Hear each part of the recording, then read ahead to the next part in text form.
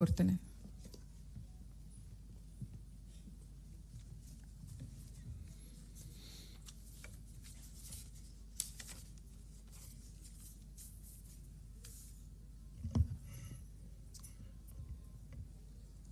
ಎಲ್ಲರಿಗೂ ನಮಸ್ಕಾರ.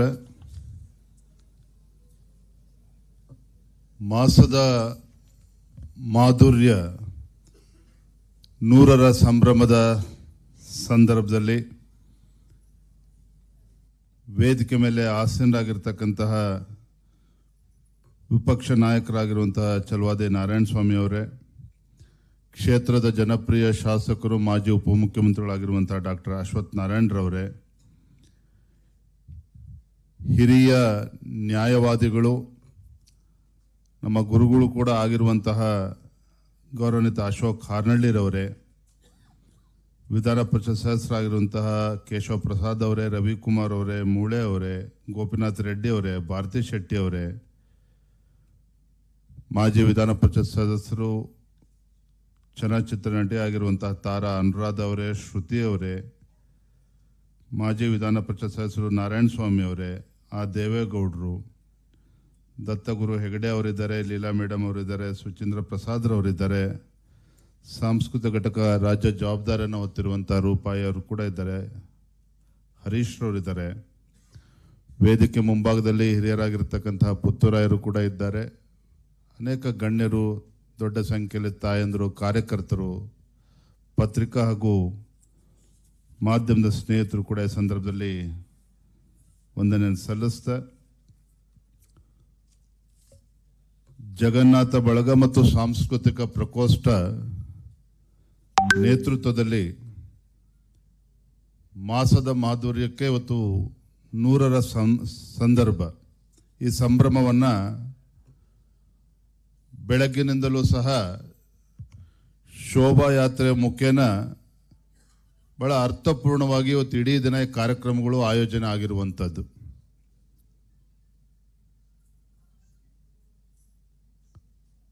ದತ್ತಗುರು ಹೆಗಡೆ ಅವರು ಮಾತನಾಡ್ತಾ ಹೇಳಿದ್ರು, ಮಾಸದ ಮಾಧುರ್ಯ ಕಳೆದ ಕೆಲವು ವರ್ಷಗಳಿಂದ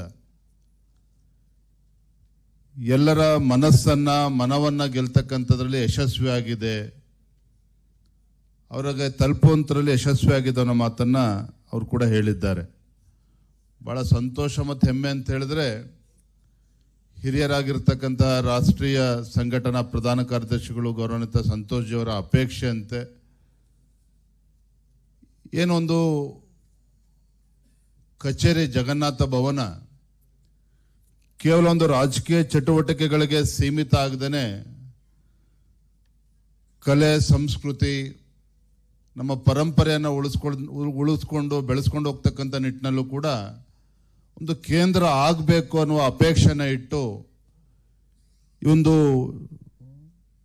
ಅವರ ಅಭಿಪ್ರಾಯವನ್ನು ನೀಡಿದರು. ಅಭಿಪ್ರಾಯ ತಕ್ಕಂತೆ ಇವತ್ತು ಯಶಸ್ವಿಯಾಗಿ ಕಳೆದ ಹಲವಾರು ವರ್ಷಗಳಿಂದ ಇದು ನಡ್ಕೊಂಡು ಬರ್ತಾ ಇರ್ತಕ್ಕಂಥದ್ದು. ನನಗೆ ಹೆಮ್ಮೆ ಏನಪ್ಪ ಅಂತ ಹೇಳಿದ್ರೆ, ರಾಷ್ಟ್ರೀಯ ಸ್ವಯಂ ಸೇವಕ ಸಂಘ 100 ವರ್ಷಗಳ ಒಂದು ಸಂಭ್ರಮಾಚರಣೆ ಮಾಡ್ತಾ ಇರ್ತಕ್ಕಂಥ ಸಂದರ್ಭದಲ್ಲಿ ಮಾಸದ ಮಾಧುರ್ಯವೂ ಸಹ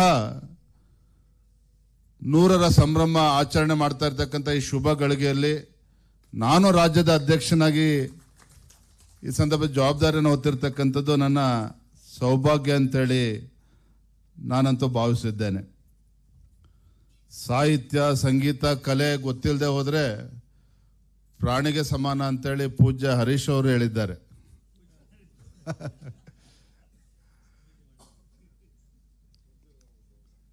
ಆದರೆ ಒಂದಂತೂ ಸತ್ಯ, ಈ ರಾಜಕೀಯ ಜಂಜಾಟದಲ್ಲಿ ಅದರಿಂದ ಹೊರಗೆ ಬರಬೇಕು ಅಂತ ಹೇಳಿದ್ರೆ ಈ ರೀತಿ ಒಂದು ಕಲೆ, ಸಂಸ್ಕೃತಿ, ಇದ್ರ ಬಗ್ಗೆ ಒಂದು ಸಂಗೀತದ ಬಗ್ಗೆ ಒಂದು ಅಭಿರುಚಿಯನ್ನು ಬೆಳೆಸ್ಕೊಂಡ್ರೆ ಖಂಡಿತ ನಾವು ಕೂಡ ಇನ್ನು ಹೆಚ್ಚು ಉತ್ಸಾಹದಿಂದ, ಲವಲವಿಕೆಯಿಂದ ಕೆಲಸ ಮಾಡೋದಕ್ಕೆ ಸಾಧ್ಯ ಆಗ್ತದೆ. ಕಾರಣ ಏನಪ್ಪ ಅಂತೇಳಿ, ಲಕ್ಷಾಂತರ ಕಾರ್ಯಕರ್ತರು ನಮ್ಮ ಬಗ್ಗೆ ಸಾಕಷ್ಟು ಅಪೇಕ್ಷೆನ ಇಟ್ಕೊಂಡು, ಒಂದು ನಿರೀಕ್ಷೆಯನ್ನು ಇಟ್ಕೊಂಡು ಜವಾಬ್ದಾರಿಯನ್ನು ಕೊಟ್ಟಂಥ ಸಂದರ್ಭದಲ್ಲಿ ನಾವು ಹೆಚ್ಚು ಉತ್ಸಾಹದಿಂದ ಕೆಲಸ ಮಾಡೋದಕ್ಕೆ ಸಾಧ್ಯ ಆಗ್ತದೆ. ಹಾಗಾಗಿ ನಾನು ಈ ಸಂದರ್ಭದಲ್ಲಿ ನಮ್ಮ ಮಾಸದ ಮಾಧುರ್ಯಕ್ಕೆ, ಇಡೀ ತಂಡಕ್ಕೆ ಮುಂದಿನ ದಿನಗಳಲ್ಲಿ ಇನ್ನೂ ಹೆಚ್ಚು ಯಶಸ್ವಿಯಾಗಿ ಅರ್ಥಪೂರ್ಣವಾಗಿ ಕಾರ್ಯಕ್ರಮಗಳು ಆಯೋಜನೆ ಆಗಬೇಕು, ಜನರಿಗೆ ತಲುಪಬೇಕು. ಆ ನಿಟ್ಟಿನಲ್ಲಿ ನಾನು ಕೂಡ ರಾಜ್ಯದ ಅಧ್ಯಕ್ಷನಾಗಿ ಸಂಪೂರ್ಣವಾಗಿ ತಮ್ಮ ಜೊತೆಲಿರ್ತೇನೆ, ಬೆಂಬಲವನ್ನು ನೀಡ್ತೇನೆ ಅನ್ನೋ ಮಾತನ್ನ ಈ ಸಂದರ್ಭದಲ್ಲಿ ಹೇಳ್ತಾ, ಇವತ್ತು ಮಾನ್ಯ ಈ ದೇಶದ ಹೆಮ್ಮೆಯ ಪ್ರಧಾನಮಂತ್ರಿ ನರೇಂದ್ರ ಮೋದಿಜಿಯವರ 126ನೆಯ ಮನ್ ಕಿ ಬಾತ್ ಕಾರ್ಯಕ್ರಮ ನಾವೆಲ್ಲರೂ ಕೂಡ ವೀಕ್ಷಣೆಯನ್ನು ಮಾಡಿದ್ದೇವೆ. ನೋಡಿ, ಪ್ರಧಾನಮಂತ್ರಿಗಳು ಬಹುಶಃ ಇಡೀ ಜಗತ್ತಿನಲ್ಲಿ ಈ ರೀತಿ ಯಾವುದೋ ಒಬ್ಬ ದೇಶದ ಪ್ರಧಾನಮಂತ್ರಿಗಳು ಆ ದೇಶದ ಜನತೆಗೆ ತಲುಪತಕ್ಕಂಥ ನಿಟ್ಟಿನಲ್ಲಿ ದೇಶದ ಸಾಧಕರ ಬಗ್ಗೆ, ಆಗು ಹೋಗುಗಳ ಬಗ್ಗೆ ಸಕಾರಾತ್ಮಕ ಚಿಂತನೆಯೊಂದಿಗೆ ಒಬ್ಬ ಪ್ರಧಾನಮಂತ್ರಿಗಳು ದೇಶದ ಜನತೆಗೆ ಒಂದು ರೀತಿ ಮಾತನಾಡ್ತಾರೆ ಅಂತ ಹೇಳಿದ್ರೆ,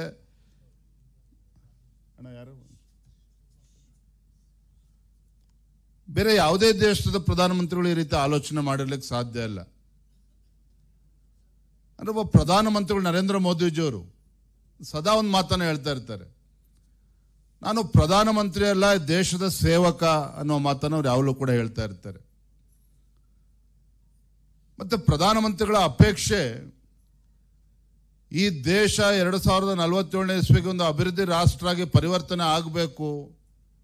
ಆ ಪರಿವರ್ತನೆ ಆಗಬೇಕು ಅಂತ ಹೇಳಿದ್ರೆ ದೇಶದ ಪ್ರತಿಯೊಬ್ಬರ ಕೊಡುಗೆನೂ ಕೂಡ ಅದರಲ್ಲಿರಬೇಕು. 50%ಕ್ಕೂ ಹೆಚ್ಚು ಭಾಗದಲ್ಲಿರ್ತಕ್ಕಂಥ ಮಹಿಳೆಯರ ಕೊಡುಗೆನೂ ಕೂಡ, ತಾಯಂದ್ರ ಕೊಡುಗೆನೂ ಕೂಡ ಇರಬೇಕು. ಈ ದೇಶದ ಯುವಕರ ಕೊಡುಗೆನೂ ಕೂಡ ಇರಬೇಕು ಅನ್ನುವ ಒಂದು ಚಿಂತನೆಯೊಂದಿಗೆ ಎಲ್ಲರನ್ನೂ ಕೂಡ ವಿಶ್ವಾಸಕ್ಕೆ ತೆಗೆದುಕೊಂಡು ಇವತ್ತು ದೇಶವನ್ನ ಮುನ್ನಡೆಸ್ತಾ ಇರ್ತಕ್ಕಂಥದ್ದು ನಾವು ನೋಡ್ತಾ ಇದ್ದೀವಿ. ಎಲ್ಲೋ ಹೋದ್ರೂ ಕೂಡ ಒಂದು ಮಾತನ್ನು ಹೇಳ್ತಾ ಇರ್ತಾನೆ. ಮೊನ್ನೆ ತಾನೇ ಅವರು ತಮ್ಮ ಜನ್ಮದಿನವನ್ನು ಆಚರಣೆ ಮಾಡಲಿಲ್ಲ, ಆದರೆ ದೇಶದ ಕೋಟಿ ಜನ ನಮ್ಮ ಪ್ರಧಾನಮಂತ್ರಿ ನರೇಂದ್ರ ಮೋದಿಜಿಯವರ ಜನ್ಮದಿನವನ್ನು ಬಹಳ ಅರ್ಥಪೂರ್ಣವಾಗಿ ಆಚರಣೆ ಮಾಡಿದ್ದಾರೆ. ಇವತ್ತು ಪ್ರಧಾನಮಂತ್ರಿಗಳು ತಮ್ಮ ಮನ್ ಕಿ ಬಾತ್ ಕಾರ್ಯಕ್ರಮದ ಅನೇಕ ವಿಚಾರಗಳನ್ನು ಉಲ್ಲೇಖ ಮಾಡಿದ್ದಾರೆ. ಎಲ್ಲವನ್ನೂ ಕೂಡ ನಾನು ಹೇಳೋದಕ್ಕೆ ಹೋಗೋದಿಲ್ಲ. ಆದರೆ ಒಂದು ಅವರ ಸ್ಪಷ್ಟ ಚಿಂತನೆ, ನಿಲುವು,